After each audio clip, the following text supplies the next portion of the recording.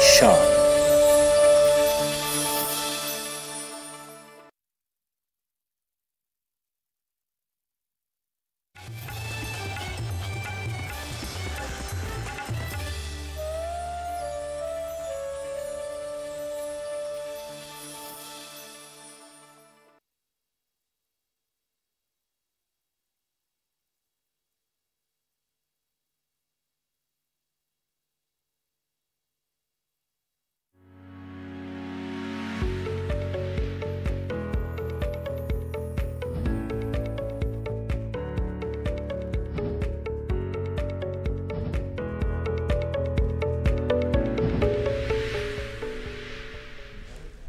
नमस्कार, स्वागत है आपका हेलो किसान में। आपके साथ मैं हूं अंजू सिंह। हेलो किसान, आप किसानों का अपना लाइव फोन इन कार्यक्रम, जहां खेती किसानी से संबंधित अलग अलग विषय हम लेकर आपके सामने होते हैं और हमारे विशेषज्ञ आपको उन विषयों के बारे में जानकारी तो देते ही हैं, साथ ही साथ आपकी आशंकाओं का भी समाधान यहां पर मिलता है। आपकी जो समस्याएं हैं, कोई सवाल है, उसके लिए भी बिल्कुल सही मंच है। तो आज का विषय क्या है, जिससे जुड़े हुए विशेषज्ञ आज आपको जवाब देंगे और आपकी कॉल्स लेंगे। आइए नजर डालते हैं आज के विषय पर।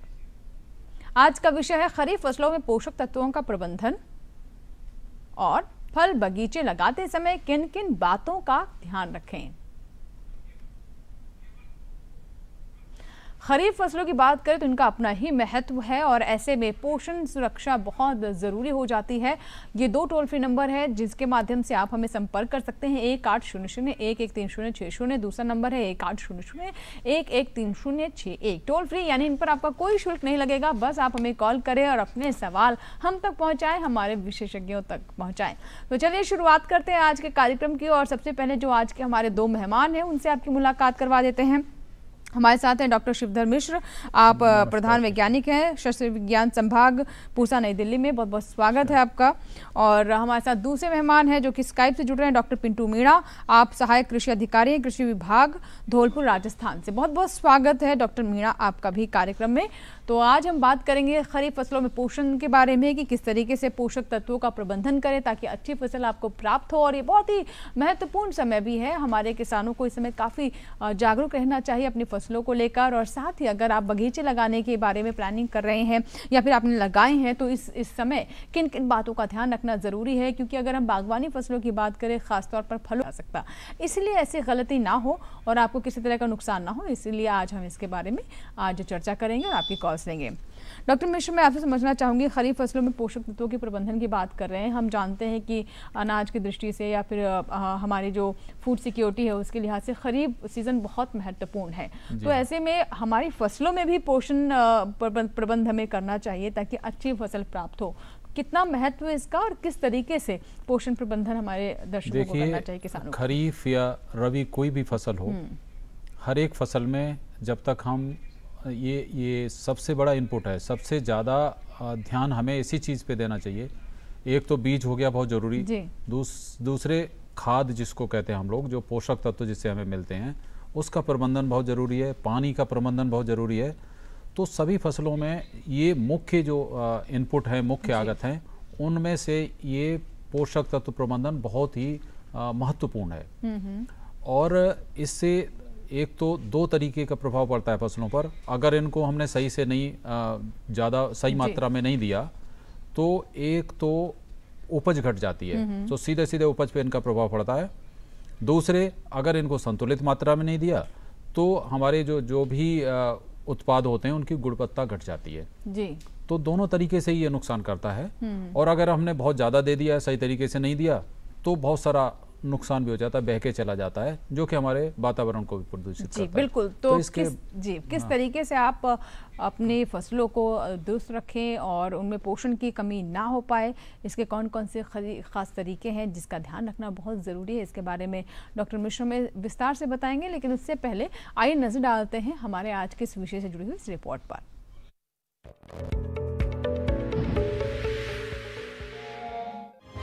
फसलों की अच्छी पैदावार के लिए पोषक तत्व प्रबंधन पर ध्यान देना बहुत जरूरी है। पौधों के अच्छे विकास के लिए मुख्य रूप से 17 पोषक तत्वों की जरूरत होती है। जमीन में इन पोषक तत्वों की कमी से फसल की बढ़वार और विकास पर प्रतिकूल प्रभाव पड़ता है। इससे फसलों की पैदावार भी कम हो जाती है। इसलिए कृषि उत्पादन बढ़ाने के लिए पोषक तत्वों का प्रबंधन, खाद और उर्वरकों से इनकी आपूर्ति की जाती है। सभी पोषक तत्वों को खाद और उर्वरक द्वारा भूमि में डाला जाता है। खाद और उर्वरक की मात्रा फसल की किस्म, भूमि की दशा और मिट्टी में नमी की मात्रा पर निर्भर करती है। अधिक उपज और भूमि की उर्वरता शक्ति बनाए रखने के लिए हरी खाद या गोबर या कंपोस्ट का उपयोग कर सकते हैं। हरी खाद के लिए सनई या ढैंचे का उपयोग किया गया हो तो नाइट्रोजन की मात्रा कम की जा सकती है, क्योंकि सनई या ढैंचे से लगभग 50 से 60 किलोग्राम नाइट्रोजन प्रति हेक्टेयर मिलती है। इस प्रकार फसलों में पोषक तत्वों का उचित और संतुलित उपयोग करके न सिर्फ अधिक पैदावार ली जा सकती है, बल्कि भूमि की उर्वरा शक्ति को भी बनाए रखा जा सकता है।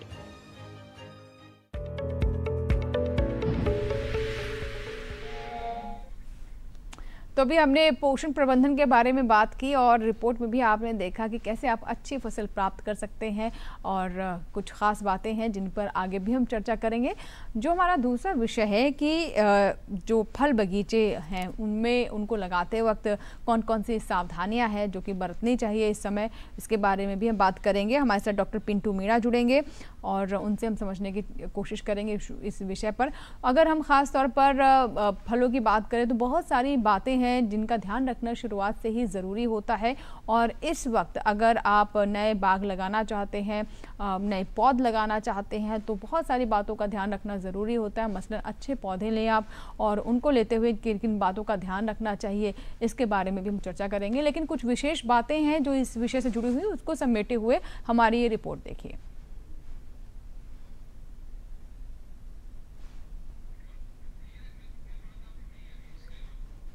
चलिए रिपोर्ट आगे दिखाएंगे। डॉक्टर पिंटू मीणा भी हमारे साथ जुड़ेंगे, फिर उनसे हम चर्चा करेंगे आज के विषय पर। तो आप हमें कॉल कीजिए, दोनों टोल फ्री नंबर हम लगातार स्क्रीन पर साथ साथ फ्लैश करते रहेंगे, वहां से आप हमारा ये नंबर नोट करें और हमें कॉल करें।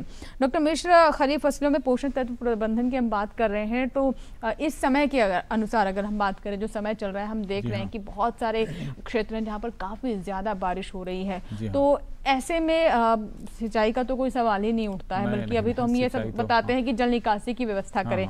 क्या इस समय उर्वरक वगैरह डालने का समय थोड़ा या फिर इंतजार करना चाहिए, या फिर इस मौसम का या फिर जो आर्द्रता है इसका किसी तरीके से हमारे किसान लाभ ले सकते हैं?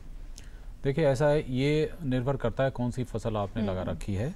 जैसे धान की फसल है, धान की फसल में क्या होता है कि धान की फसल जब हम लगाते हैं, जब इसकी रोपाई करते हैं, उस समय हम नाइट्रोजन का, फास्फोरस का और पोटेशियम का पूरा भाग लगा देते हैं, खेत में दे देते हैं।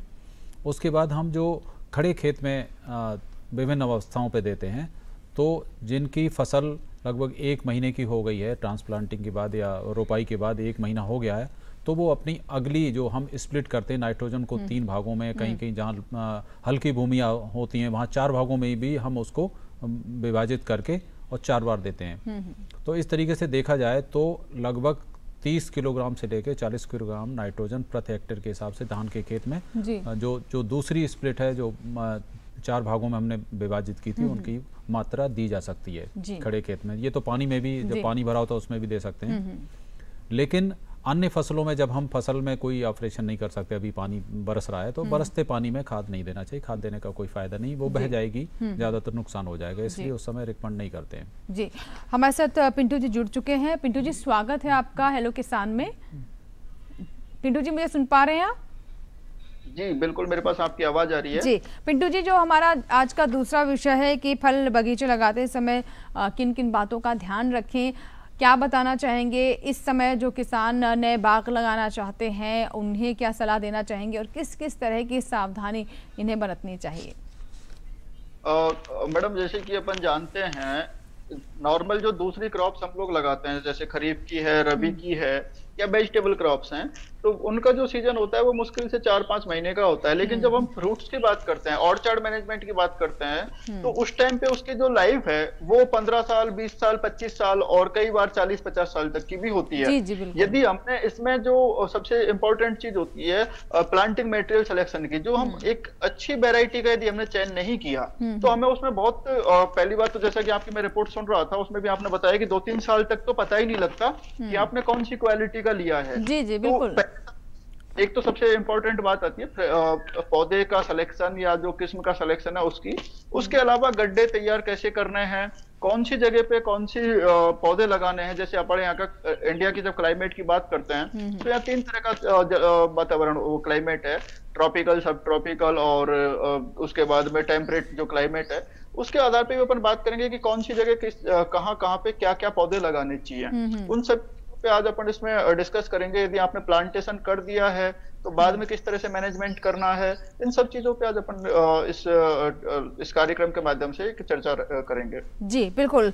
तो जैसा कि आपने बताया कि प्लांटेशन सामग्री जो है वो बहुत महत्वपूर्ण होती है। उसमें किस तरह के आप पौधे ले रहे हैं, किस किस्म के, किस वैरायटी के ले रहे हैं, कहाँ से ले रहे हैं, इन बातों का ध्यान रखना बहुत ज़रूरी होता है। और बागवानी फसलें यानी ख़ासतौर पर फलों की बागों की बात करें तो 3 साल 4 साल बाद आपको पता चलता है कि आपने क्या बोया था और आप क्या पा रहे हैं, क्या आपके सामने क्या तैयार हुआ है। इसलिए शुरुआत से ही जागरूक रहना, जानकारी पूरी इकट्ठी करके ही आप इस दिशा में आगे बढ़े।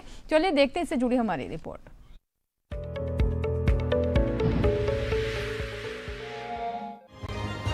बागवानी के क्षेत्र में भारत दुनिया का दूसरा सबसे बड़ा उत्पादक देश है। हमारे यहाँ आम, केला, अमरूद, सेब और संतरे के अलावा अनार, पपीता, अंगूर, चीकू और नाशपाती आदि की पैदावार होती है। साथ ही किसान लीची, आड़ू, बेर और सीताफल के बाग भी बड़े पैमाने पर लगाते हैं। बागवानी एक ऐसा व्यवसाय है जिसमें हमें पौधे को बार बार बदलना नहीं पड़ता है। नए फल बाग लगाने के लिए ऐसी जमीन का चयन करना चाहिए जिसमें जल भराव नहीं हो। साथ ही जमीन भी पथरीली नहीं होनी चाहिए। जल भराव वाली भूमि में पौधे की जड़ें सही तरह से विकास नहीं कर पाती, जिससे पौधे जल्दी ही सूख जाते हैं। बाग लगाने वाली भूमि में पानी की निकासी के लिए जमीन को समतल करके जल निकास की व्यवस्था करनी चाहिए। कंकड़ पत्थर वाली जमीन में बागवानी नहीं होती। इसके अलावा किसान बाग लगाने से पहले मिट्टी की जांच भी जरूर कराए। मिट्टी की जांच कराने के बाद आपको पता चल जाएगा कि आपकी जमीन बाग लगाने लायक है या नहीं। पौधों की रुपाई से पहले मिट्टी का पीएच मान सही होना भी जरूरी है। अगर बाग लगाना चाहते हैं तो खेत को नीलगाय, सुअर, चिड़िया और पक्षियों आदि से बचाने के उपाय जरूर करें।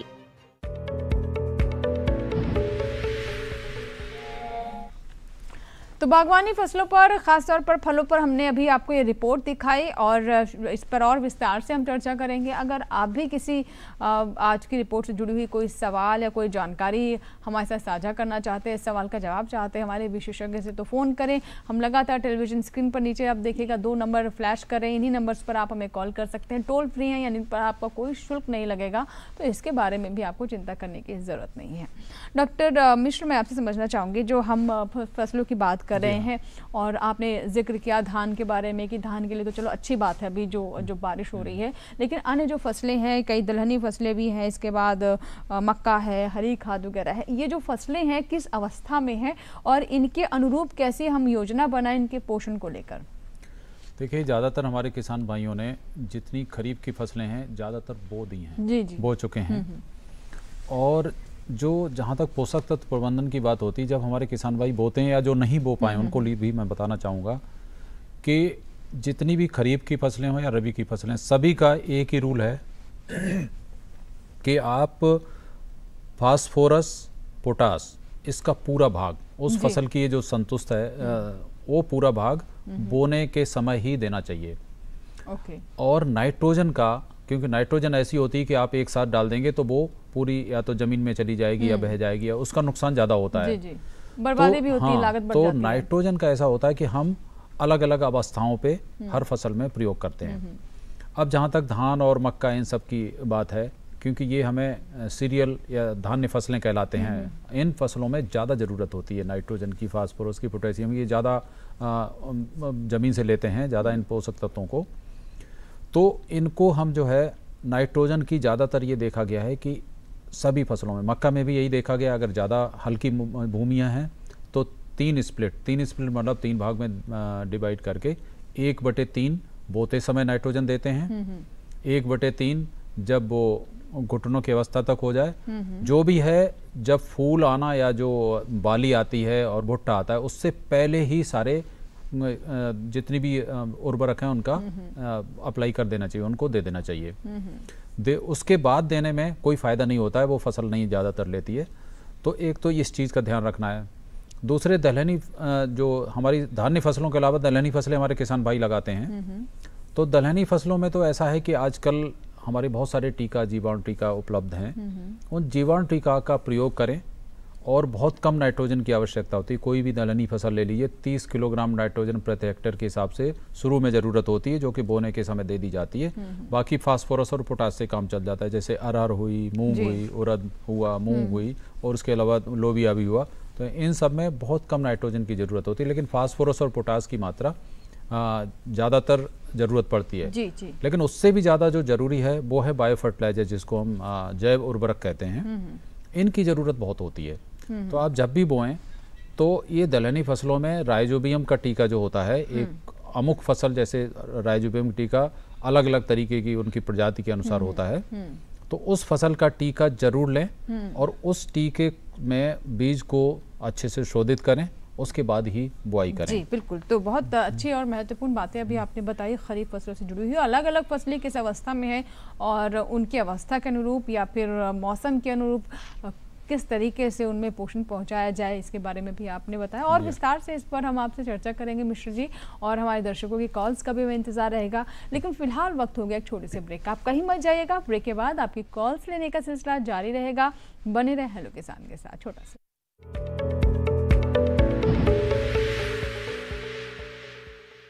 अरे भाई सुना नहीं क्या, केसीसी ने किसानों का जिंदगी बदल दिया है। देश के छोटे किसान 1,60,000 रुपये तक का कर्ज बिना किसी गारंटी को ले पाएंगे। ब्याज खोरों से भी पीछा छूटा। मैं तो जैविक खेती का पूरा सामान मंगा लिया, केसीसी का भी कोई दबाव नहीं है। ब्याज चुकाने के लिए पूरा 1 साल मिलता है। समय पर भुगतान करने पर केवल 4% के सालाना ब्याज पे लोन मिल गया मुझे। अपना आधार कार्ड, लेटेस्ट फोटो और जमीन के कागजात लेके अप्लाई करो बस।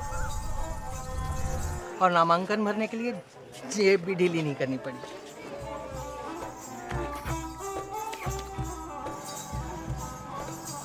चाचा, उधार चुकाने के 24 घंटे के बाद उतने ही पैसे वापस निकाल सकते हैं। केसीसी ने किसानों की जिंदगी वाकई बदल दी है। तो आप भी किसान क्रेडिट कार्ड अपनाएं और सहजता से ऋण पाएं।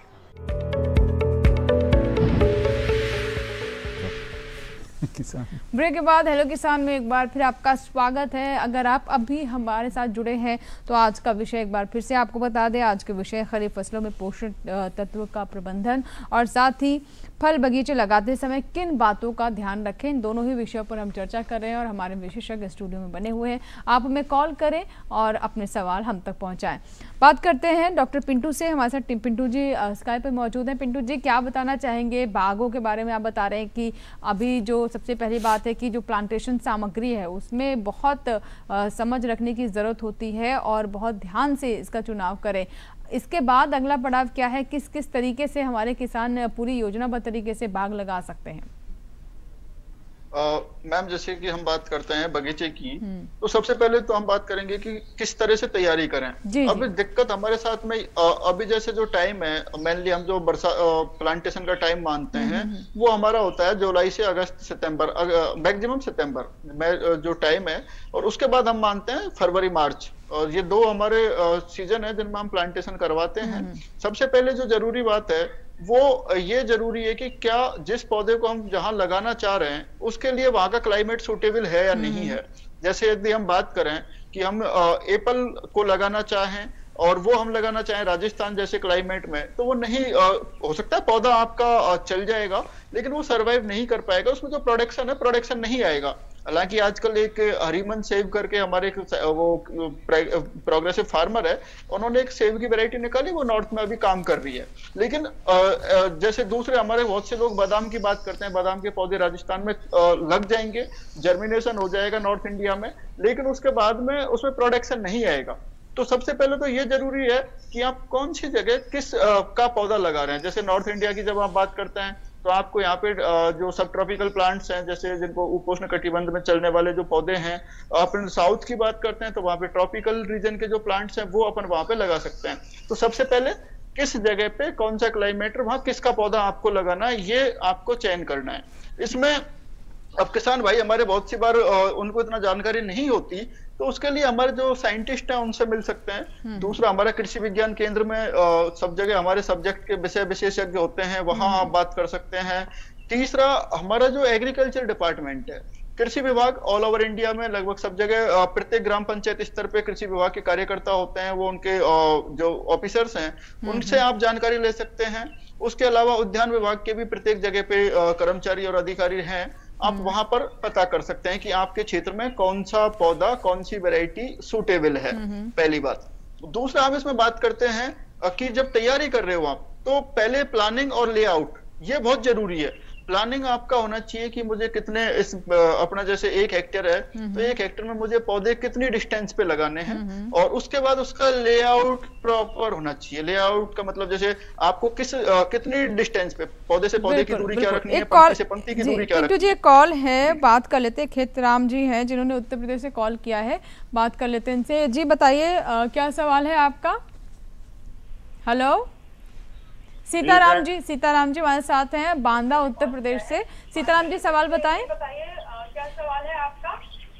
मैम मेरा ये सवाल, हेलो जी सीताराम जी, आपसे यहाँ पर अनुरोध करना चाहेंगे, पहले आप टेलीविजन की आवाज कम कर दीजिए, अपना सवाल पूरा करें। इसके बाद सवाल ये है कि मैं 3 साल से आम लगा रहा हूँ, आम तैयार नहीं हो रहा, बताइए इसका कुछ कारण। सीताराम जी बहुत अच्छा सवाल है, और ये समस्या बहुत सारे किसानों के साथ आती है। पिंटू जी, जैसा कि हम अब लगातार इसी बारे में चर्चा कर रहे हैं कि बागों में फल के पौध में बहुत सावधानी बरतने की जरूरत है। जी सीताराम जी कह रहे हैं कि 3 साल हो गए और इन्हें कोई अच्छा पॉजिटिव रिजल्ट नहीं मिलता है, आम नहीं लगते हैं पेड़ में। सीताराम जी, मैं आपसे बताना चाहूंगा, वैसे हमारा जो उत्तर प्रदेश का क्लाइमेट है वो आम के लिए बहुत उपयुक्त है, और हमारा CISH जो सेंट्रल इंस्टीट्यूट ऑफ सब ट्रॉपिकल हॉर्टिकल्चर के नाम से, वो भी उत्तर प्रदेश के मलियाबाद में स्थित है। तो वहाँ का जो क्लाइमेट है वो तो बहुत अच्छा है। सबसे बड़ा जो रीजन है लगाने का तरीका भी होता है पौधे को। अब एक आप सिंगल पौधा लगा रहे हैं या आप बड़े लेवल पे लगा रहे हैं, ये भी दूसरी चीजें होती हैं। अक्सर हम लोग जैसे जो घर पे पौधा लगाते हैं वो 1 पौधा या 2 पौधे हम लोग लगाते हैं। अब आप जब भी देखते हैं, जैसे हमने पहले तो मैं जब बात कर रहा था उसी में, एक गड्ढा आपको कितनी डेप्थ पे बनाना है, तो गड्ढे की जो गहराई है और जो उसकी लंबाई चौड़ाई है वो मिनिमम आपको 3 फीट रखनी है। 3 फीट के बाद में आपकी जो ऊपर की आधी मतलब 1.5 फीट, जिसको हम 75 सेंटीमीटर की जो परत है उसकी मिट्टी को एक साइड रखना है, नीचे की जो 1.5 फीट की मिट्टी है उसको आपको दूसरी तरफ करना है। अब जो आपका गड्ढा जब आप भरते हैं तो उस गड्ढे में आपको क्या क्या कंपोजिशंस हैं वो भी आप वो नोट डाउन कर लीजिएगा। सबसे पहले तो उसमें जब आपने आधी मिट्टी को एक साइड में किया, दूसरी को एक तरफ किया, तो जो ऊपर की टॉप सॉइल है 1.5 फीट की, उसमें आप इतना ही % गोबर का भी, जो देसी गोबर की खाद है, सड़ी हुई गोबर की खाद होनी चाहिए, यानी कि 1 साल या 2 साल पुरानी, वो आप यूज करेंगे। उनको प्रॉपर तरीके से आप मिक्स करेंगे। उसके बाद उसमें आप सिंगल सुपर फास्फेट और उसके पोटास दोनों आप उसमें मिक्स करेंगे। लगभग 500 ग्राम सिंगल सुपर फास्फेट और 500 ग्राम पोटास आप उसमें मिक्स करें।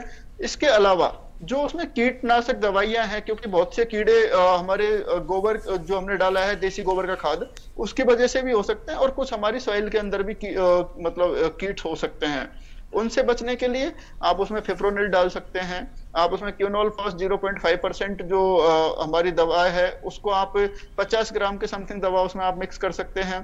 कार्बेंडाजिम, जैसे कि आपने सड़न वगैरह की दिक्कत अक्सर हो जाती है पौधों में ज्यादा पानी भरने की वजह से, तो कार्बेंडाजिम आप उसमें मिक्स कर लें। अब जब आप ये सारा कंपोजिशन मिला करके जब उस गड्ढे को आप भरते हैं तो जमीन से लगभग 15 सेंटीमीटर ऊपर हाइट तक भरें, जमीन से लगभग 15 सेंटीमीटर ऊपर तक गड्ढे को भरें। उसको भरने के बाद आप उसको छोड़ दिया जी। छोड़ने के बाद में क्या होगा, जब 2-3 बरसात हो जाएंगी तब वो मिट्टी उस पर सेट डाउन होने लग जाएगी। जो ऊपर तक की मिट्टी थी वो धीरे धीरे दबने लगेगी, पानी जैसे ही उसमें जाएगा। उसके बाद आप उसमें जब पौधे लगाते हैं तो पहली बात तो आपका जो ज्यादातर हमारे जो पौधे खराब होते हैं, जैसे घर पे जो पौधे लगाते हैं, पहले तो उनकी बता देता हूँ आपको जी। पिंटू जी, एक कॉल आ रहा है, मैं आपको यहाँ पर रोकना चाहूंगी, पहले कॉल ले लेते हैं फिर इस बातचीत को आगे बढ़ाते हैं। नसीम जी हैं जिन्होंने लखनऊ से कॉल किया है, बात करते हैं उनसे। हेलो जी जी, स्वागत है आपका हेलो किसान में। नसीम जी बताइए, नसीम अहमद लखनऊ से हमारे साथ फोन लाइन पर, प्रश्न बताइए। मेरा सवाल ये है कि आम की बाग में कौन सी खाद का इस्तेमाल करें? आम के बाग में कौन सी खाद का इस्तेमाल करें? पिंटू जी, किस तरह की खाद का इस्तेमाल कर सकते हैं आम के बाग में? जी नसीम जी, हमने आपका सवाल सुन लिया है और हमारे विशेषज्ञ इसका आप जवाब देंगे। पिंटू जी जी पिंटू जी, क्या जानकारी देना चाहेंगे आप नसीम साहब को? मैम, मैं नसीम जी को उन्हीं की बात पे आ रहा था। अपन जैसे कि गड्ढा वगैरह भरने के बाद जब पौधे को सेट करने की लगाने का था, तो आपने पहले साल में जैसे आपने पौधा लगाया, तो मैं उसी पे नसीम जी के क्वेश्चन को भी इसी में अपन कंक्लूड करेंगे। और इसमें जैसे आपने पहले वर्ष जब लगाया, तो अक्सर हम जब घर के आसपास कोई भी पौधा लगाते हैं, ना केवल आम का बल्कि दूसरे पौधे भी, तो हमारा क्या होता है, जैसे कोई 1-2 पौधे होते हैं तो उनसे बड़ा लगाव होता है पूरी फैमिली का। जो भी आदमी जा रहा है सीधा उसमें थोड़ा बहुत पानी पिया, उसके बाद में पानी उसमें डाल दिया, या फिर पर डे हम उसमें रोज के रोज उसमें सिंचाई करते रहते हैं, तो उसमें बहुत ज्यादा नमी हो जाती है और ज्यादा नमी फंगस जनरेट करती है। फफूंद जो उसमें लगने लगता है, तो या तो उसकी जड़ें काली पड़ जाएंगी, या उसमें दूसरी चीजें, दूसरे फंगस की वजह से और सारी प्रॉब्लम्स उसमें आने लग जाती हैं, और वो पौधा अक्सर आपका सूख जाता है। हमारा भी एक रहता है कि हो सकता है पानी की कमी की वजह से सूख रहा हो, हम उसमें और ज्यादा पानी डालते जाते हैं। तो पहला तो ये जो आपका लगाने का सिस्टम था, उसका जो मैंने अपना सीताराम जी का जो क्वेश्चन था उसका जवाब हो गया। अब दूसरी बात आती है आम के पोषक तत्वों की, जो नसीम जी का क्वेश्चन है। नसीम जी, उसमें आम के लिए जो पोषक तत्वों की हम बात करते हैं, तो आम हो या कोई भी पौधा हो, प्रत्येक पौधे को 17 पोषक तत्व, जो जरूरी पोषक तत्व हैं, उनकी सबको जरूरत होती है, जिसमें मुख्य रूप से कार्बन, हाइड्रोजन और ऑक्सीजन होते हैं। ये तीनों तो अपन को प्रकृति से मिल जाते हैं, ये फ्री के हैं, इसमें आपको कुछ करने की जरूरत नहीं है। फिर उसके बाद मुख्य जो पोषक तत्व हमारे होते हैं, वो होता है नाइट्रोजन, फास्फोरस और पोटास। ये तीनों इंपॉर्टेंट पोषक तत्व होते हैं, और उन तीनों को आपने जब गड्ढा आपने तैयार किया, तो उस टाइम पे एक बार आपने दे दिया। पहले साल आपको देने की जरूरत नहीं पड़ेगी, आप पहले से उसमें डाल चुके हैं। दूसरा हमारा फिर जिंक है, कैल्शियम है, सल्फर है, मैग्नीज है, बोरॉन है, इन चीजों की भी आपको सूक्ष्म पोषक तत्वों की भी बागीचे में आपको पूर्ति करते रहना चाहिए। उससे क्या होता है, बहुत सारे जो नॉर्मल डिजीज, जैसे जो फिजियोलॉजिकल डिसऑर्डर हैं, यानी कि कुछ ऐसी दैहिक विकार होते हैं, तो वो उनसे सब रुकते रहते हैं। अब आपका जो पोषक तत्व आपको कितनी मात्रा में डालना है, ये आपके पौधे की उम्र के ऊपर डिपेंड करता है। पौधा कितने साल का है, उसके हिसाब से जो उसका शेड्यूल है, जैसे आपने पहले साल 10 किलोग्राम गोबर की खाद आपने मिलाई, उसके बाद 2 साल का हो गया तो 20 किलो आपने मिला दिया, 3 साल का हो गया तो 30 किलो आपने गोबर का खाद उसमें मिला दिया। इस तरह से इसको अपन एक बढ़ाते चलते हैं। पौधे की जो जैसे जैसे उम्र बढ़ती है, तो उसकी डाइट भी बढ़ती है। तो ये तो रहा आपका पोषक तत्वों का। अब पोषक तत्वों में मेनली जैसे आपका सूक्ष्म पोषक तत्वों की हम बात करते हैं, जिंक है, कैल्शियम है, बोरॉन है, मैग्नीज है। इनके लिए आपको, यदि आपके पौधे के रिक्वायरमेंट्स क्या हैं, उसके आधार पे आपको, उम्र के आधार पे आपको डालना है। और एक आपका जो आम में सबसे बड़ा प्रॉब्लम हम लोग जो फेस करते हैं, स्पेशली मैं नॉर्थन इंडिया की बात करूंगा, तो यहाँ पे हमारा क्या है, पानी में कुछ फ्लोराइड, उसके क्लोरीन की टॉक्सिसिटी की वजह से पत्तियां किनारों से जलने चालू हो जाती है। ऐसा लगता है जैसे ईंट के जैसा कलर आने लग जाता है, आधी आधी पत्तियां हमारी जली जली सी नजर आती हैं। ये सबसे ज्यादा प्रॉब्लम आती है आम में। और कुछ हमारे जो ऑर्नामेंटल प्लांट्स है, उसमें अपन अशोक को भी देखते हैं, तो अशोक और आम दोनों इसके लिए बहुत ज्यादा ससेप्टिबल है। इस बचने के लिए मेरे पास रोज, क्योंकि बहुत सारे फार्मर्स के ग्रुप्स ऑनलाइन सोशल साइट्स पे हैं, उनमें हम लोग जुड़े रहते हैं, तो रोज कुछ इस टाइप की क्वेरीज होती हैं। तो उसमें आपको सबसे पहले जिप्सम आप उसमें डाल सकते हैं। तो जिप्सम क्या करता है, इसको न्यूट्रलाइज करने का काम करता है। और जिप्सम जब आप डालोगे, तो जो आपकी पत्तियां किनारों से जल रही हैं क्लोरीन की अधिकता की वजह से, वो काफी हद तक उसको कंट्रोल करता है। बिल्कुल, एक इंपॉर्टेंट चीज है। बिल्कुल। और कुछ जो ये लक्षण है, इन्हें भी किसानों को समझना बहुत जरूरी है। इन लक्षणों को आप समझेंगे तभी उसी के अनुरूप आप उनका इलाज कर पाएंगे या फिर उस कमी को दूर कर पाएंगे। मिश्र जी, मैं आपसे जानना चाहूँगी, जो हम खाद्य पोषण की बात कर रहे हैं, तो मैं जानना चाहूँगी कि जो PSB है, उसका क्या कोई जीवाणु खाद के तौर पर कोई विकल्प है हमारे किसानों के लिए, और थोड़ा इसको समझाएं भी। देखिए, ऐसा है कि हमारे ज़मीन में पहले से ही फास्फोरस तत्व उपलब्ध होता है, और जिन फसलों को फास्फोरस की ज़्यादा ज़रूरत होती है उसे खाद के रूप में तो हम देते ही देते हैं। लेकिन ये देखा गया कि इन सभी पोषक तत्वों की जो उपलब्धता या जो प्रयोग करने की दक्षता, वो बहुत कम होती है। इसका मतलब ये हुआ कि अगर हम मान लीजिए 100 किलो प्रयोग करते हैं कोई चीज़, तो पौधे मुश्किल से 30% या 40 किलो ही ले पाते हैं, 30 से 40 किलो ही, और बाकी जितना होता है ज़मीन में रह जाता है या पानी में बह जाता है। बहुत तरीके ये खादों के साथ ये होता है। तो पीएसबी एक तरीके से इसे कहते हैं फास्फोरस सोल्युबलाइजिंग बैक्टीरिया। ये बहुत तरीके के बैक्टीरिया होते हैं जो कि क्या करते हैं कि ज़मीन में उपलब्ध जो फास्फोरस होता है उसको घोल कर घुलनशील बना देते हैं, जिससे कि पौधे आसानी से ले सकें। तो इसमें जो उपलब्ध ज़मीन में पहले से ही फास्फोरस है उसका उपयोग हो जाता है जी। इसके अलावा हम और भी करते हैं, जैसे कुछ धान की फसल में और जो उसमें मक्का में है, तो इसमें ये जो स्प्रेडलिम वगैरह भी हम यूज़ करते हैं, जो कि नाइट्रोजन जो फ्री रूप से नाइट्रोजन लेते हैं। इनकी पौधों की जड़ों के साथ कोई संबंध नहीं है, लेकिन फिर भी फ्री रूप से ये वायुमंडल से नाइट्रोजन लेते हैं। और जैविक हैं खादें हैं, जैसे धान में एजोला का आजकल बहुत ज़्यादा प्रयोग बढ़ रहा है, तो एजोला और ब्लू ग्रीन एल्गी, नील हरित काई, इन दोनों का ही प्रयोग करके हमारे किसान भाई बहुत सारा फायदा उठा सकते हैं। एजोला कुछ नहीं है, एजोला एक फर्न है और उसके अंदर एक एजोला इनामिनी नाम से पानी का, तो उसमें काई जैसी जो हरे रंग की होती है, हरे रंग का, वो उसको खेत में डाल दिया जाता है, तो उससे 30 से लेकर 60 किलोग्राम नाइट्रोजन प्रति हेक्टेयर तक धान की फसल को मिल सकती है, अगर ये सही तरीके से उसका प्रयोग किया गया। इसी तरीके से नील हरित काई है, ये बरसात की ऋतु में बहुत अच्छा काम करती है, उसको भी डालते हैं हमारे किसान भाई। तो इस तरीके से बहुत सारे विकल्प हैं हमारे पास जो कि जैव उर्वरकों के रूप में हम दे सकते हैं और जिनमें बहुत कम लागत आती है लेकिन फायदा ज़्यादा होता है। बिल्कुल, और हमारी मिट्टी के लिए भी वो प्रतिकूल है, वो मतलब अनुकूल है, बिल्कुल सही है, और कोई प्रतिकूल स्थिति नहीं पैदा होती, इससे मिट्टी की गुणवत्ता प्रभावित नहीं होती और फसलों पर भी बहुत अनुकूल असर इसका पड़ता है। फिलहाल इसी के साथ ही वाले वक्त हो गया एक छोटे से ब्रेक का, कहीं मत जाएगा, ब्रेक के बाद भी हेलो किसान जारी है। आप अपने सवालों के साथ तैयार रहे, छोटे से ब्रेक के बाद लेंगे आपके सवाल।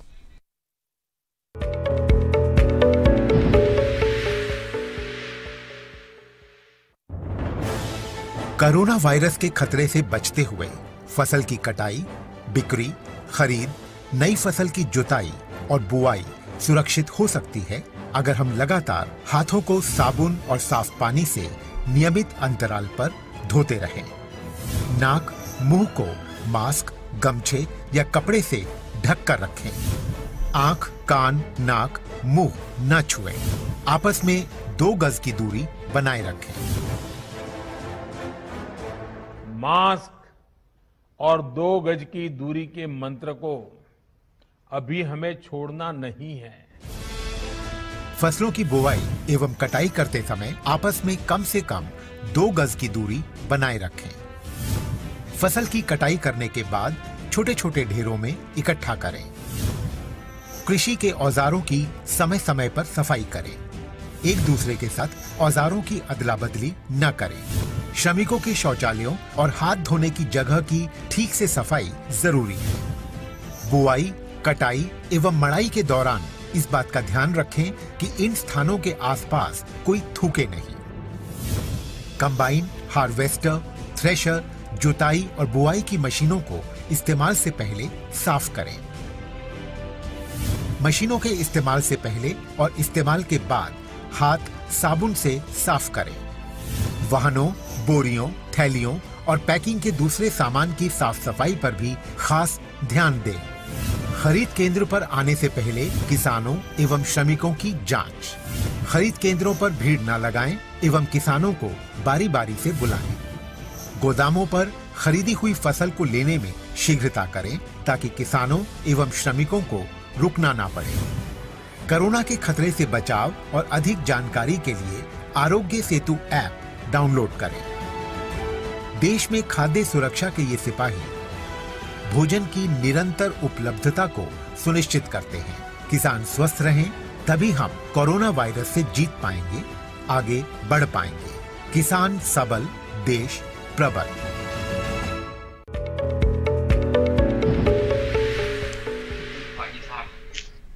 ब्रेक के बाद हेलो किसान में एक बार फिर आपका स्वागत है। एक कॉलर हमारे साथ जुड़ रहे हैं, आइए उनसे बात करते हैं। अक्षय हैं जिन्होंने महाराष्ट्र से फोन किया है।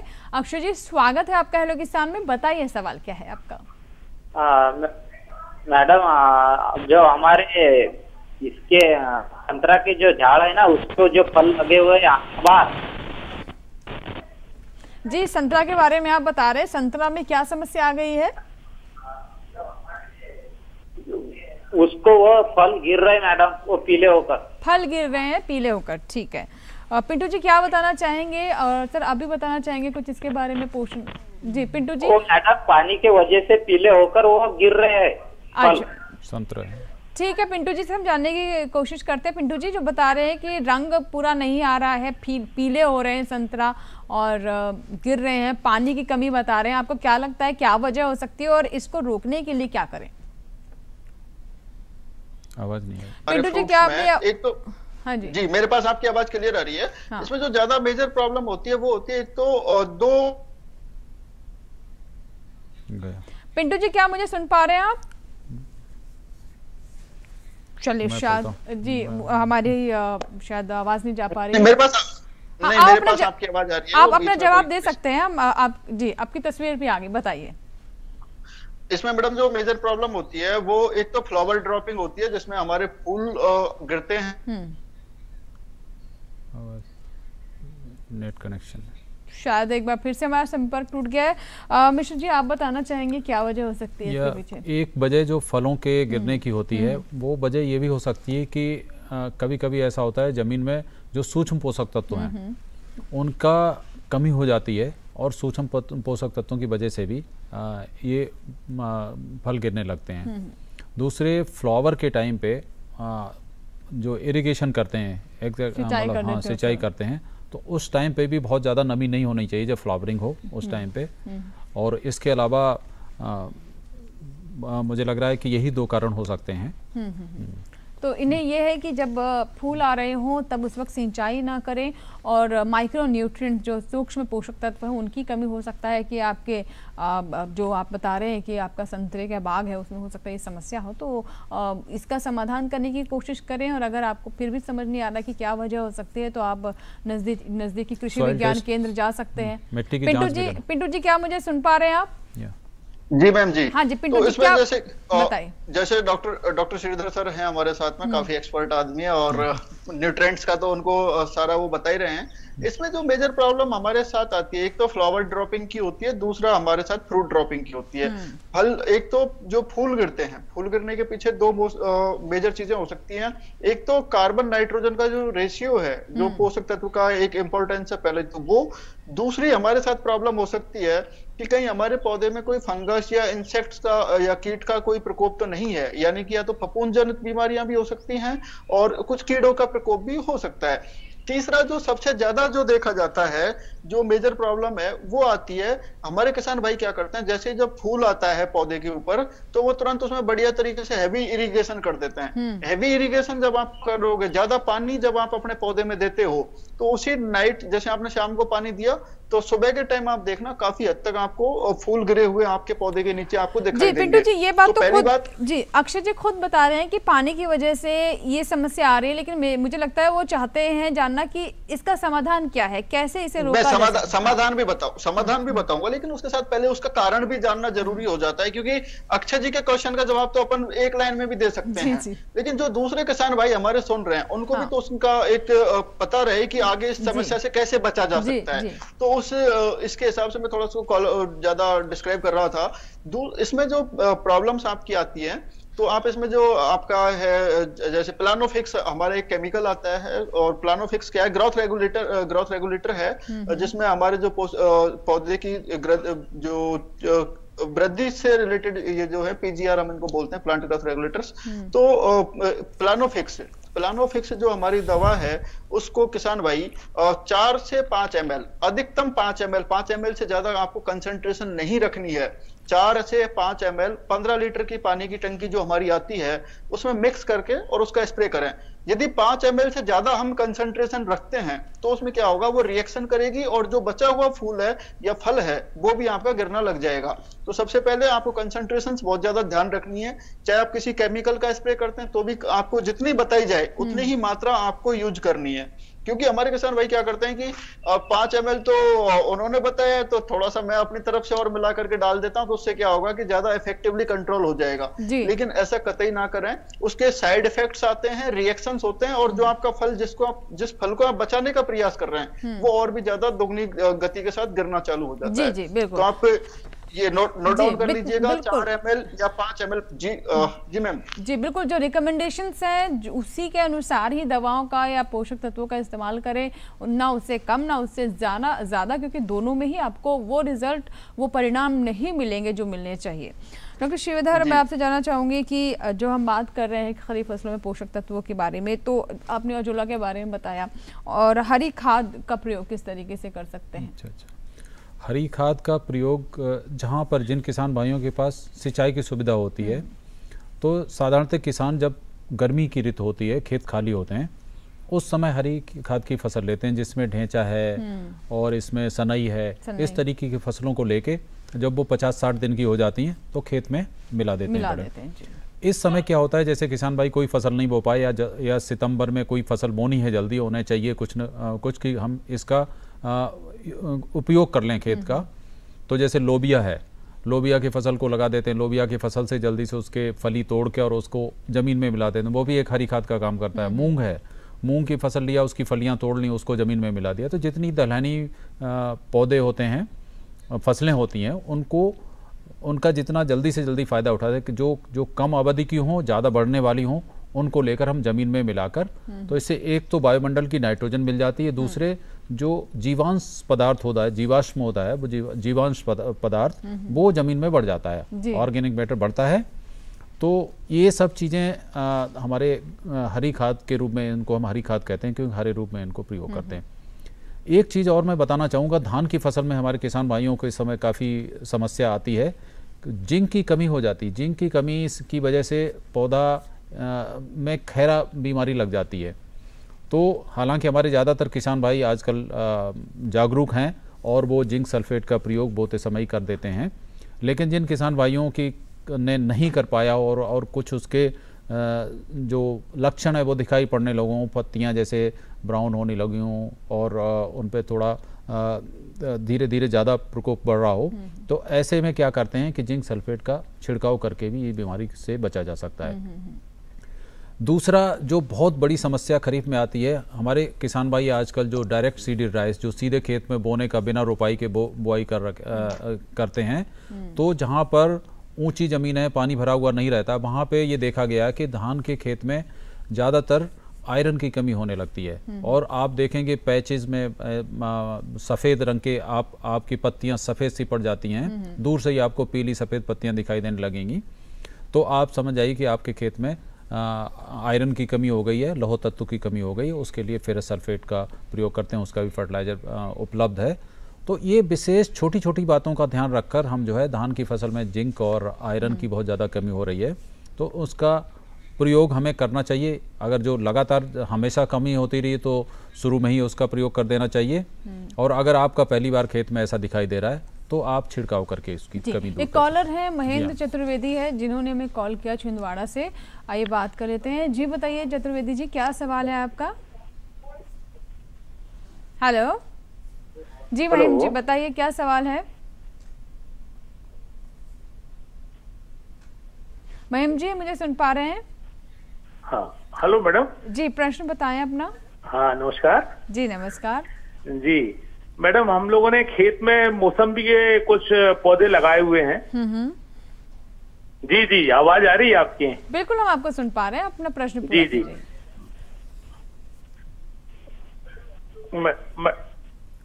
मैडम, ये जो मौसम्बी के जो पौधे हैं इसमें फल तो काफी आते हैं, लेकिन उसमें मीठापन नहीं आता फलों में, तो क्या कारण ये समझ में नहीं आ रहा है। जी जी, तो कृपया करके सलाह दें। मौसम्बी की इन्होंने फसल ली है, इनका कहना है कि फल काफी अच्छे आते हैं लेकिन उनमें मिठास नहीं होती।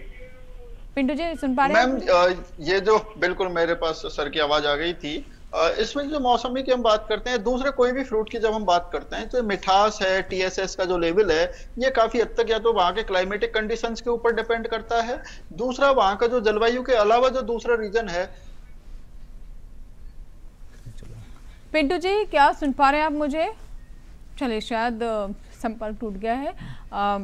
हम कोशिश करेंगे दोबारा हम उनसे संपर्क करें। पिंटू जी, क्या मुझे सुन पा रहे हैं आप? जी जी, हाँ, मिठास के बारे में बता रहे थे जी। एक तो यहाँ का जो जलवायु है उसके ऊपर डिपेंड करता है, दूसरा जो डिपेंड करता है वैरायटीज के ऊपर निर्भर करता है कि वो वैरायटी कितना कैसी है, उसका टीएसएस कंटेंट क्या है, उसमें स्वीटनेस कितनी है, ये सब उन चीजों के ऊपर निर्भर करता है। इसीलिए मैंने एक चीज कहा था कि आप किस क्षेत्र में पौधा लगा रहे हैं, वहाँ के जो कृषि विशेषज्ञ हैं, उद्यान विशेषज्ञ हैं, जो एक्सपर्ट्स हैं, उनकी सलाह जरूर लें कि अब इस पर्टिकुलर एरिया के लिए कौन सी वैरायटी ज्यादा। जो ये छिंदवाड़ा से हैं, मैं जानना चाहूंगी क्या ये जिस तरह के किस्म इन्होंने चुनाव किया, क्या उसकी वजह से हो सकता है या फिर इस मिठास के लिए इन्हें किसी तरह के तत्वों की जरूरत है, शायद ये जानना। जी, मिठास के लिए कोई पोषक तत्वों की स्पेशली जरूरत नहीं है। ये जो वहाँ की वेराइटीज का रीजन है, जैसे हमारे यहाँ की आप देखते हैं गंगानगर का किन्नू बहुत फेमस है, राजस्थान का गंगानगर किन्नू के लिए फेमस है। राजस्थान का ही दूसरा डिस्ट्रिक्ट है झालावाड़, वो संतरे के लिए बहुत फेमस है और उसको नागपुरी संतरे के रूप में लोग जानते हैं। दोनों एक ही स्टेट की बात है, लेकिन वेराइटीज दोनों जगह अलग अलग सुटेबल वेराइटीज हैं, दोनों जगह अलग अलग हैं। तो उसका भी जैसे मध्य प्रदेश का जो रीजन है छिंदवाड़ा, वहां पे कौन सी वेराइटी ज्यादा सुटेबल है, इसके लिए आपको एक बार नजदीकी जो आपका उद्यान विभाग है, उद्यान विभाग के एक बार साइंटिस्टों से आप संपर्क करें, वो आपको ज्यादा बेटर वहाँ के क्लाइमेट के अकॉर्डिंग बता पाएंगे। एक अपन मैडम डिस्कस कर रहे थे शुरू में जब हमने चर्चा की थी प्लांटिंग मटेरियल को लेकर के। मुझे पिंटू जी यहाँ पर ब्रेक लेना होगा, मैं ब्रेक लूंगी यहाँ पर, लेकिन ब्रेक के बाद जो इस विषय पर जो आप बता रहे हैं प्लांटिंग मटेरियल, उसकी किस तरीके से व्यवस्था करें या उनको लेकर कैसे सावधानी बरतें, लेकिन इस पर हम ब्रेक के बाद बात करेंगे। कहीं मत जाइएगा, ब्रेक के बाद फिर हाजिर होते हैं हेलो किसान में छोटा सा ब्रेक।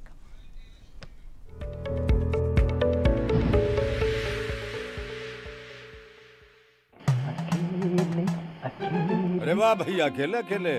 अरे तू भी ले, पर खाएगा कैसे? मैं ऑर्गेनिक खेती की बात कर रहा रे बेटे। अकेले अकेले खेती कब तक करेगा? मतलब गांव में 20-25 किसानों का समूह बना के पंजीकरण करवा ले, फिर सरकारी ट्रेनिंग भी मिलेगी और मुफ्त जैविक बीज खाद भी। फिर पीजीएस ऑर्गेनिक की सरकारी मोहर के साथ तेरी उपज आकर्षक पैक में पहुंचेगी बड़े बाजार तक। अच्छा हाँ। अरे भाई कहाँ चल दिया? सबको साथ लाने, आमदनी बढ़ाने। तो किसान भाई समझ गए ना, साथ मिलकर ऑर्गेनिक खेती कीजिए, अपनी परंपरा को आगे बढ़ाइए, ज्यादा मुनाफा कमाइए। माटी से प्रेम की परंपरा है परंपरागत खेती।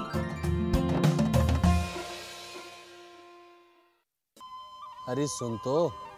मुझे क्या सुनाना चाहते हो? जो सुनाओ मेरी सौतन को। किसको? अरे वही तुम्हारा मोबाइल फोन जिससे सुबह शाम दिन रात चिपके रहते थे और कहते थे किसान कॉल सेंटर से बातें हो रही हैं।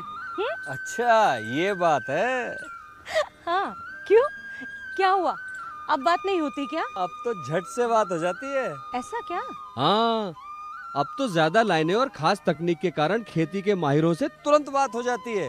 और अगर कभी लाइन व्यस्त हो तो अपनी समस्या फोन पर रिकॉर्ड करा दो, वहाँ से फोन आ जाता है और समस्या की हल का मैसेज भी आ जाता है।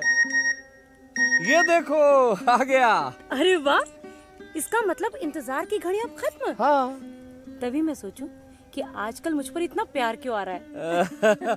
कृषि संबंधी समस्याओं का अपनी भाषा में तुरंत हल पाने के लिए पूरे भारत में किसी भी फोन से हेल्पलाइन नंबर पर संपर्क करें। किसानों का दोस्त किसान कॉल सेंटर।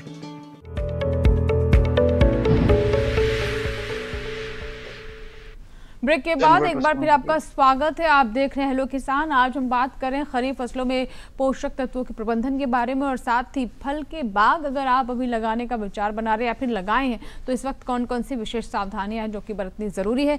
पिंटू जी माफ कीजिएगा, आपको मैंने ब्रेक से पहले रोका था लेकिन ब्रेक का समय हो गया था इसलिए रोकना पड़ा। आप बता रहे थे कि प्लांटेशन मटीरियल जो है, जो सामग्री है, उसको लेकर किस तरह की सावधानी बरतनी चाहिए या फिर वो कौन कौन सी सामग्री है जिसको लेकर हमारे किसानों को तैयारी करनी चाहिए। इस सवाल का हम आपसे जवाब लेंगे, लेकिन एक कॉलर है, पहले उनसे हम बात कर लेते हैं। हेलो हेलो हेलो हेलो जी नमस्कार, बताइए क्या सवाल है आपका?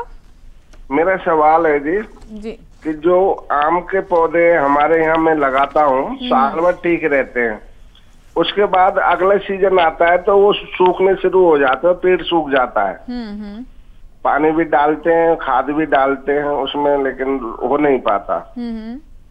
तो उसे के लिए कुछ बताएंगे? पिंटू जी क्या बताना चाहेंगे? मुरारी लाल जी हैं भरतपुर राजस्थान से। मुरारी जी, राजस्थान का अपना भरतपुर जो एरिया है काफी हद तक वहां पे मैंगो के प्लांटेशन हम कर सकते हैं, लेकिन जो मेजर प्रॉब्लम है वो अपन को देखना है कि अपन उसमें किस तरह से अपन क्या दिक्कतें आ रही है। जैसे आप जब कह रहे हैं कि मेरा पौधा खराब हो जाता है 1 साल बाद में, तो उस टाइम उसकी जड़ को आप देखोगे तो जड़ में कोई भी रीजन होगा, जैसे या तो उसमें फंगस डेवलप हुआ होगा, सड़न की वजह से दिक्कत हुई होगी, या दूसरी कोई समस्या उसमें हो रही होगी। तो उस टाइम पे उसको देख के ही अपन बता सकते हैं कि कौन सी कारण है जिसकी वजह से आपका आम का ये प्रॉब्लम आपको हो रहा है। जब तो ये तो आपका एक उसी टाइम पे अपन बिना देखे तो अपन उसको कुछ नहीं मैं डायग्नोस कर पाऊंगा कि किस वजह से प्रॉब्लम हुई है। दूसरा हम बात कर रहे थे प्लांटिंग मटेरियल को लेकर के, तो प्लांटिंग मटेरियल बहुत इंपॉर्टेंट फैक्टर है। पहली बात, आप पौधा कहां से खरीद रहे हैं, ये बहुत जरूरी चीज हो जाती है। तो सबसे पहले तो जहां तक हो सके आप सरकारी नर्सरी, कृषि विज्ञान केंद्र, उसके अलावा हमारे जो विश्वविद्यालय हैं वहां से, गवर्नमेंट के जो दूसरे संस्थान है उनके पास से आप पौधे ले सकते हैं। बहुत सी जगह एक्सीलेंसी सेंटर्स बने हुए हैं, जैसे राजस्थान में मैंगो एक्सीलेंसी सेंटर है, गुआवा एक्सीलेंसी सेंटर है, उसके अलावा जो पोमग्रेनेट एक्सीलेंसी सेंटर, यानी कि सरकारी संस्थान है। पहली बात, आप वहां से पौधे लें, प्रत्येक राज्य में है। NHV और NHM के तहत भी नर्सरियां लगी हुई हैं। उसके अलावा यदि आपके वहां पे आपको पौधे नहीं उपलब्ध हो पा रहे हैं, तो उसके बाद में आप किसी प्राइवेट नर्सरी की तरफ जाते हैं तो उस नर्सरी से पक्का बिल जरूर लें। और ये जो रोड साइड नर्सरीज होती हैं, जैसे कि टेम्परेरी, 2 टाइप की नर्सरी, एक तो परमानेंट और एक होती है टेम्परेरी।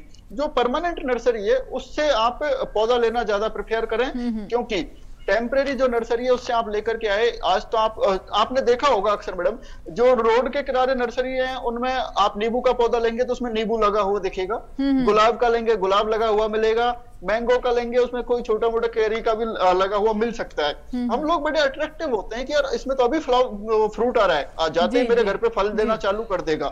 उसमें क्या होता है, वो वेजिटेटिव प्रोपोगेट होता है, काई के प्रवर्धन से उसको बढ़ाया हुआ होता है। तो उसमें या तो डाली लगी होती है या उसकी कटिंग्स लगी होती हैं। तो उस टाइम पे तो आपको दिखाई देगा, लेकिन जैसे ही आप घर पे लेके आते हैं कुछ दिनों में वो फल गिर जाएगा और उसके बाद 2-3 साल तक फल नहीं आता। जी बिल्कुल, तो ये कुछ बातें हैं जिसका ध्यान रखना जरूरी है। जी पिंटू जी, बहुत कम शब्दों में आपसे मैं जानना चाहूंगी क्योंकि वो सवाल रह गया था। जी प्लांटेशन सामग्री के बारे में आप बता रहे थे।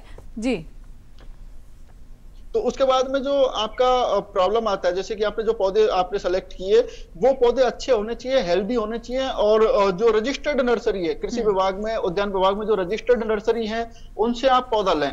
उसके बाद में जो भी पौधा आप ले रहे हैं उसका पक्का बिल जरूर लें, क्योंकि पक्का बिल लेने के बाद में कल यदि आपके साथ किसी भी प्रकार की कोई धोखाधड़ी होती है तो आप उसको क्लेम कर सकते हैं। संबंधित व्यक्ति के पास आप जा सकते हैं, उससे बात कर सकते हैं। यदि आपने टेम्परेरी नर्सरी या रोड साइड जैसे बहुत से लोग नए आकर के बैठते हैं। चलिए पिंटू जी, समय की कमी है क्योंकि कार्यक्रम के बिल्कुल अंतिम पड़ाव में है, इसीलिए अब ज्यादा समय नहीं दे पाएंगे आपको। बहुत बहुत शुक्रिया, आप हमारे साथ जुड़े और दर्शकों की कॉल्स का जवाब दिया। बहुत बहुत धन्यवाद पिंटू जी। राम राम किसान भाइयों। जी जी नमस्कार। अब श्रीधर जी, अब मैं आपसे जानना चाहूंगी कि हम पोषक तत्वों की बात कर रहे हैं, तो ऐसे में हरी खाद के उपयोग के बारे में आपने बताया, इसके अलावा और कौन कौन सी खास बातें हैं जिनका ध्यान रखना ओवरऑल हमारे किसानों के लिए जरूरी, क्योंकि मैं चाहूंगी कि क्लोजिंग जो पॉइंट्स हैं वो हो। क्लोजिंग पॉइंट में मैं आपको 2 बातें जो बहुत जरूरी हैं वो बताना चाहूँगा। एक तो हम मात्रा, हर एक पोषक तत्व की मात्रा जो है जितनी जरूरत है उतनी दें। दूसरा, उनका जो पोषक तत्वों की मात्रा के साथ साथ बैलेंस कहते हैं, संतुलित रूप में, मतलब ऐसा नहीं नाइट्रोजन दे रहे तो नाइट्रोजन ही दिए चले जा रहे, फास्फोरस पोटास नहीं दे रहे। तो चूंकि हमें 17 पोषक तत्वों की जरूरत होती है, हमें देखना है कि हमारी जमीन में कौन कौन से पोषक तत्वों की कमी है। इसके लिए सॉइल हेल्थ कार्ड आजकल इतना हमारे सरकार ने इस पे काम किया है। तो अपनी मृदा का स्वास्थ्य जाने, उसके स्वास्थ्य को जानने के बाद उसी के अनुसार सभी पोषक तत्वों का संतुलित प्रयोग करें, मात्रा भी और उनका संतुलन। बिल्कुल, और ये बात हम लगातार शुरुआत से कह रहे हैं कार्यक्रम की कि आप जिस भी चीज का इस्तेमाल करें अपने खेतों में उनकी सही मात्रा का ज़रूर ध्यान रखें, न कम न ज़्यादा, क्योंकि अगर ज़्यादा होगा तो उसका भी नेगेटिव इम्पैक्ट पड़ेगा और कम होगा तो उस तरह का असर नहीं मिलेगा आपको। तो इन बातों का ध्यान रखना, और जैसा कि आपने बताया कि अनुपात बहुत ज़रूरी है, किस अनुपात में आप इनका इस्तेमाल करते हैं, बैलेंस होना बहुत ज़रूरी है।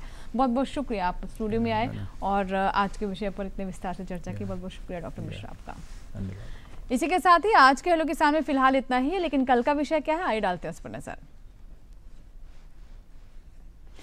कल का हमारा विषय है दुधारू पशुओं में रोग नियंत्रण एवं टीकाकरण और शूकर पालन। ये कल का हमारा विषय है। इससे जुड़े विशेषज्ञ आपके समक्ष होंगे और आपके सवालों के जवाब देंगे और साथ ही इन दोनों ही विषयों पर विस्तार से चर्चा करेंगे। अगर आप चाहें तो अपने सवाल हम तक एडवांस में भेज सकते हैं। इसका तरीका बहुत आसान है। hellokisan2015@gmail.com पर आप हमें ईमेल कर सकते हैं अपने सवाल। इसके साथ ही अगर आप चाहें तो हमें फेसबुक के माध्यम से भी संपर्क करें। फेसबुक पर जाएँ, सर्च बॉक्स में हेलो किसान टाइप करें, हमारा पेज खुल जाएगा, फॉलो करें और वॉल पर अपने सवाल साझा करें या मैसेंजर के माध्यम से हमें अपने सवाल पहुँचा सकते हैं। और तीसरा तरीका बहुत ही आसान है। हमारा हेलो किसान call centre number, toll free number है ये 1800-113060। सोमवार से शनिवार सुबह 6 से रात 10 बजे के दरमियान आप कॉल करें, अपने सवाल इसमें रिकॉर्ड करवाएं, जिन्हें हम कार्यक्रम में शामिल करेंगे। और आप इस कार्यक्रम को अगर शुरुआत से नहीं देख पाए तो बिल्कुल भी निराश ना हो। आप इस QR कोड को स्कैन करें और DD किसान चैनल को अपने मोबाइल पर देख सकते हैं और इस कार्यक्रम को किसी भी वक्त दोबारा भी देख सकते हैं। पुराने एपिसोड भी आप YouTube पर जाकर हमारे प्राप्त कर सकते हैं। उम्मीद करते हैं आज के कार्यक्रम में जो जानकारी हमने आप तक पहुंचाई है ज़रूर उसका हमारे किसान लाभ उठाएंगे। अभी दीजिए इजाज़त, लेकिन आप बने रहें दूरदर्शन किसान के साथ। नमस्कार।